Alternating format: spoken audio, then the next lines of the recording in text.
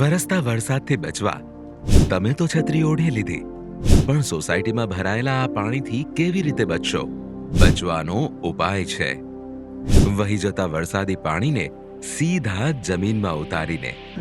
વરસાદી પાણીને જમીનમાં કેવી રીતે ઉતારી શકાય? વહી જતા વરસાદી પાણીને સીધા જમીનમાં ઉતારવાની નવી વૈજ્ઞાનિક પદ્ધતિને અપનાવી અમદાવાદ મ્યુનિસિપલ કોર્પોરેશને શહેરના માર્ગો તથા સોસાયટીઓમાં ભરાતા પાણીની સમસ્યાના ઉકેલની દિશામાં નવીન પહેલ કરી છે, જે પર્યાવરણીય મિત્ર છે અને સરળ છે. નવીન પહેલ? કઈ પહેલ? પર્કોલેશન વેલ. જી હા, સોસાયટીઓમાં ડામર, સિમેન્ટની સડકોને કારણે વરસાદી પાણી જમીનમાં ઉતરી શકતું નથી. જો આ પાણીને જમીનમાં ઉતારવામાં આવે તો જળ ભરાવાની સમસ્યામાંથી શહેરીજનો રાહત મેળવી શકે છે. અમદાવાદ મ્યુનિસિપલ કોર્પોરેશન એએમસીનો પર્કોલેટિંગ વેલ એ વરસાદી પાણીનો સંગ્રહ અને ભૂગર્ભ જળના સ્તરને રિચાર્જ કરવા માટે એક અનોખી પહેલ છે.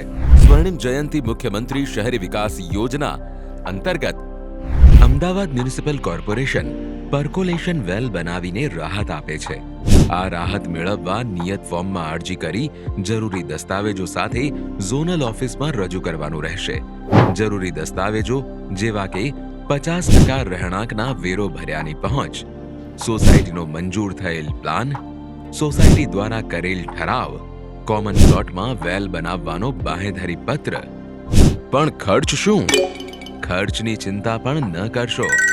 પર્કોલેશન વેલ બનાવવા માટે સ્વર્ણિમ જયંતિ મુખ્યમંત્રી શહેરી વિકાસ યોજના 70-20-10 અંતર્ગત 80% ખર્ચ સરકાર આપે જ છે.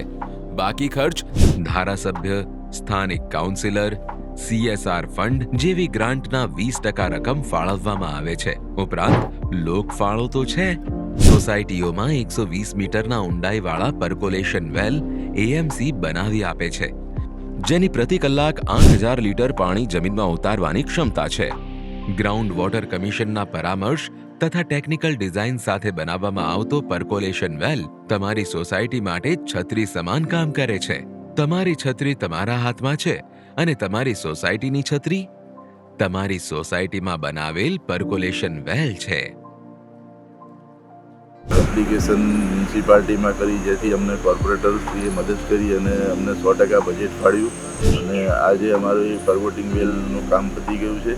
અમારી સોસાયટી નીચાણવાળા વિસ્તારમાં છે, એટલે ચોમાસામાં પાણી ભરાય છે અને લગભગ આગળના ઘરે એટલા સુધી પાણી આવી જાય છે. એટલે આ પર્કોલેટેડ વેલથી પાણી એમાં જશે, તેનાથી અમને બહુ સારો ફાયદો થશે. અમારો જે આખો કોમ્પ્લેક્સ હતો એ ગાડીઓનું પાર્કિંગ કરવામાં વપરાતો હતો અને એ જ પાર્કિંગની જગ્યામાં જ અમારે આ વેલ બનાવવાનો છે.